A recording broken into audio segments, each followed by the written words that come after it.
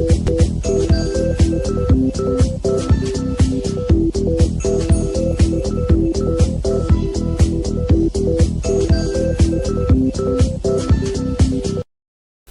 Friends, welcome to the channel masters of botany again. मैं हूं आपका दोस्त विनय कुमार सिंह।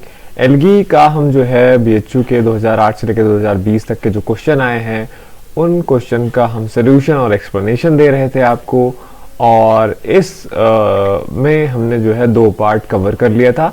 आज के इस पार्ट नंबर 3 में हम क्वेश्चन नंबर 20 के बाद के क्वेश्चंस का आंसर और एक्सप्लेनेशन देंगे। तो चलते हैं क्वेश्चन नंबर 21 पे। आपका 21 है आपका A plant in which sporophytic generation is represented by zygote only।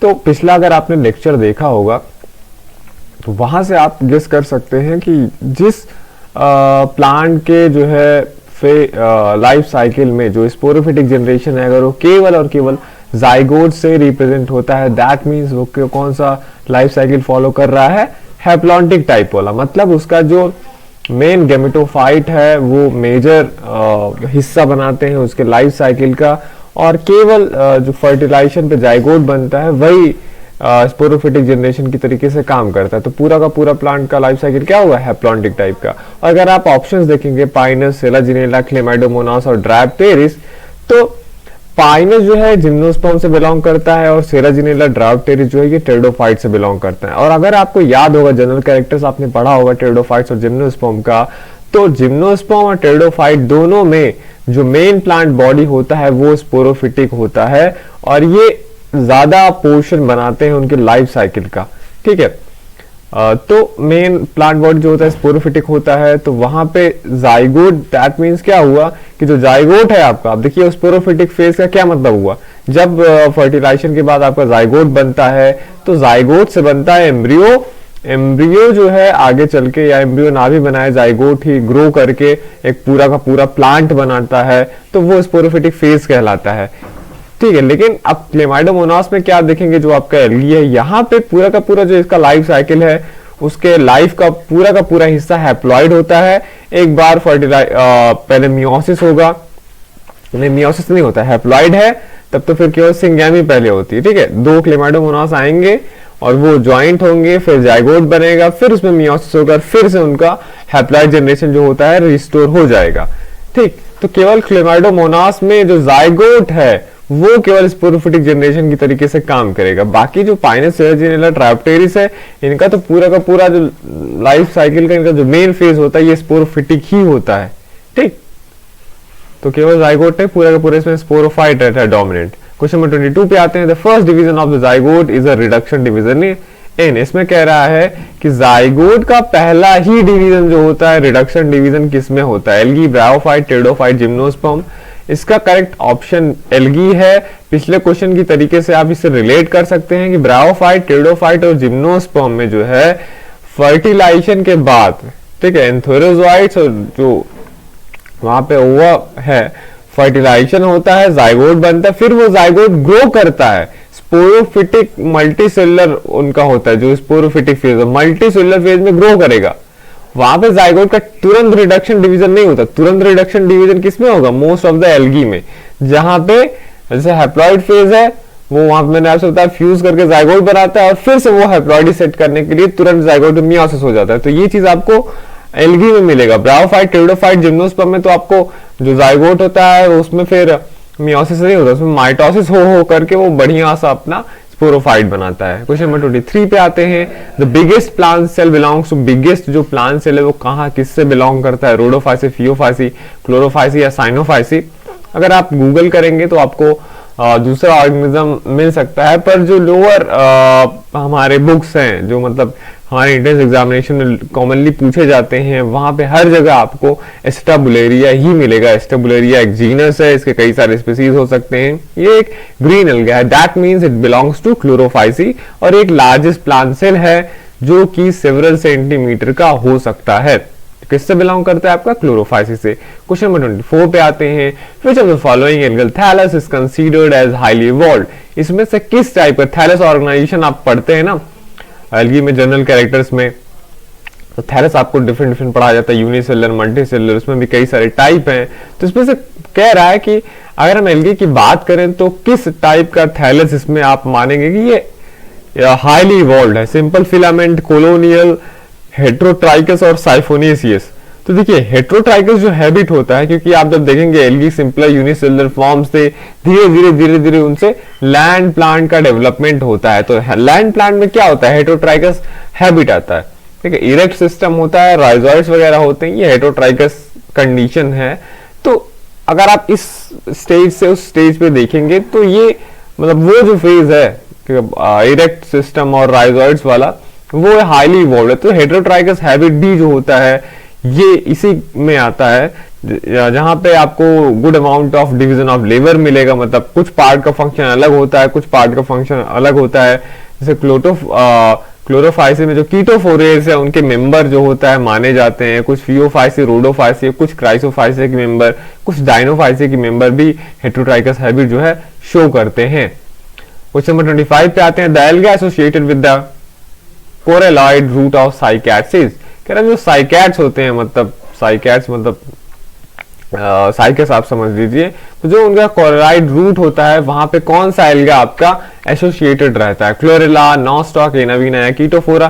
देखिए इसमें भी जो है अगर आप साइनोबायोन्ट्स की बात करेंगे, मतलब ऐसे साइनोबैक्टीरिया जो साइकस के कोरेलॉइड रूट में वहां पे सिम्बायोसिस बनाते हैं, तो उनको आप हिस्ट्री देखेंगे तो उनको आइडेंटिफाई किया गया है एनावीना साइकेडी से और नॉस्टॉक साइकेडी से। पर रिसेंट ईयर में ये माना गया है कि जो साइनोबायोन्ट्स है मोस्टली जो होता है नॉस्टॉक होते हैं। तो यहाँ पे आपको एनावीना और नॉस्टॉक दोनों मिलेगा और हम जाएंगे नॉस्टॉक के साथ में। ये पेपर है, आप पढ़ सकते हैं इनका, ठीक। Question number 26, a Pioneer worker two point out the significance of blue green algae in the nitrogen fixation is.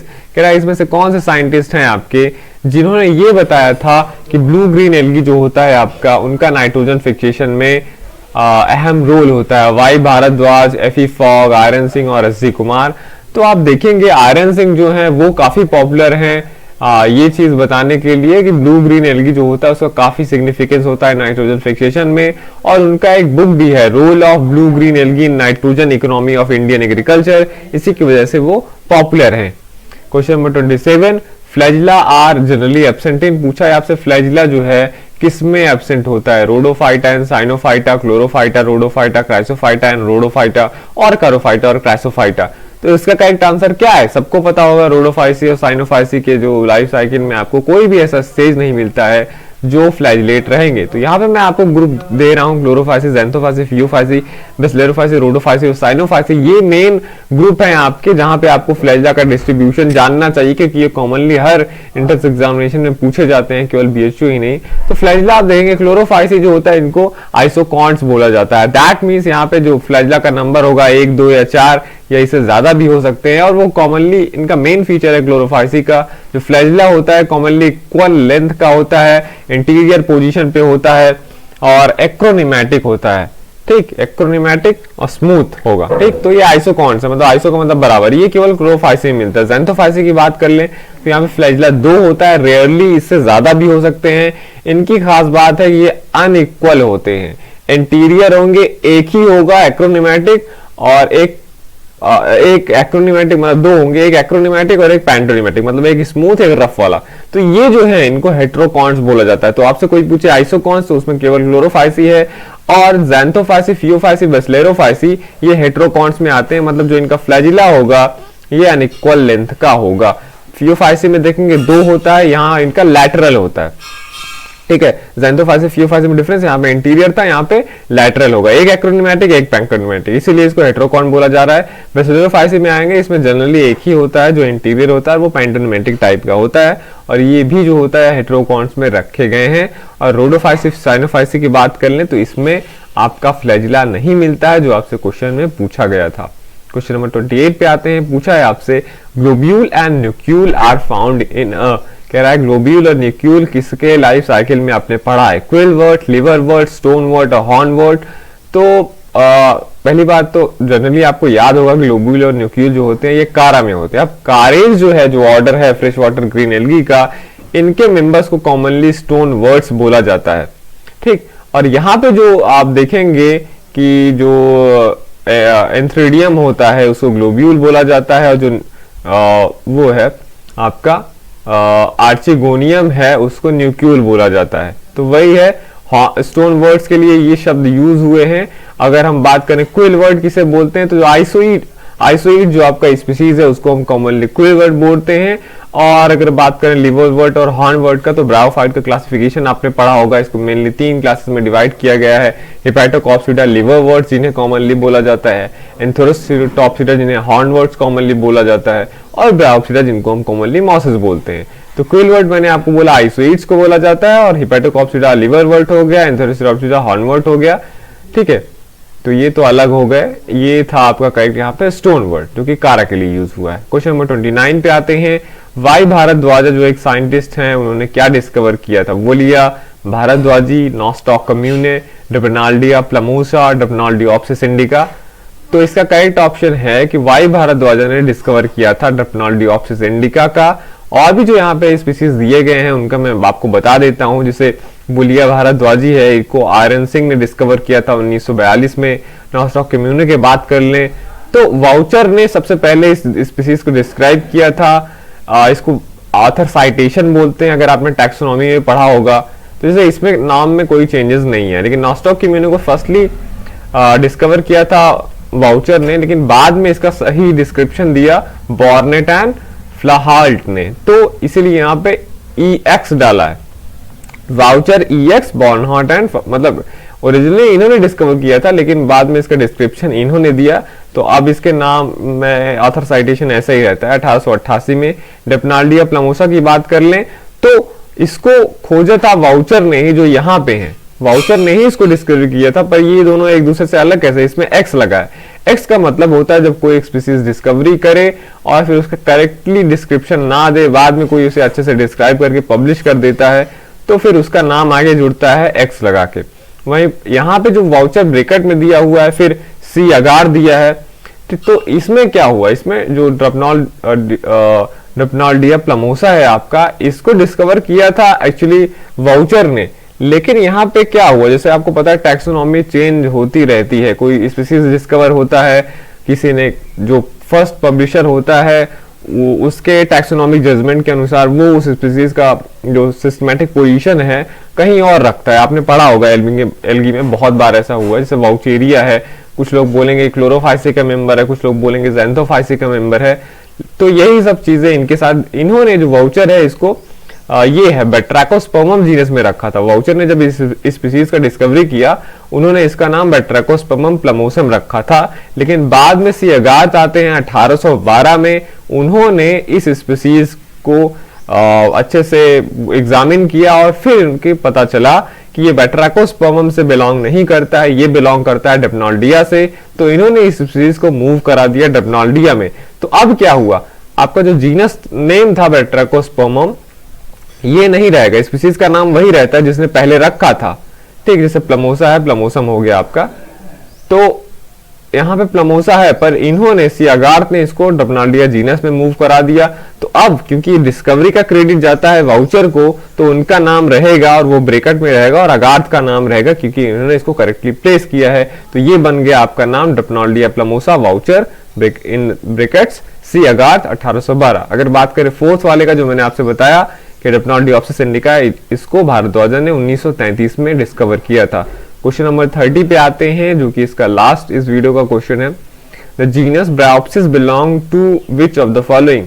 सबसे कंफ्यूज करने वाला इसका ये है कि जो इसका नाम है ब्रायोप्सिस से लगता है कि ब्रायोफाइटा का मेंबर होगा, पर ऐसा नहीं है। जो आपका ब्रायोप्सिस जीनस है ये एल्गी से बिलोंग करता है, और एल्गी में भी किसमें? क्लोरोफाइसी या आप क्लोरोफाइटा बोलिए, उसके मेंबर, मतलब उनका एक मेंबर है। तो Bryopsis is genus of marine green algae in the family Bryopsidaceae. It is frequently a pest in aquariums. तो ये एक्वेरियम का पेस्ट माना जाता है। Where it is commonly referred to as hair algae, इसका नाम कॉमनली हेयर एल्गी भी है। तो ये था क्वेश्चन नंबर 21 से 30 तक के आंसर्स और एक्सप्लेनेशन। बाकी के जो क्वेश्चंस हैं उसका मैं आंसर और एक्सप्लेनेशन लेके आऊंगा अगले वीडियो में। ठीक है, आप ये वीडियो देख रहे थे आपके चैनल मास्टर्स ऑफ बॉटनी पे।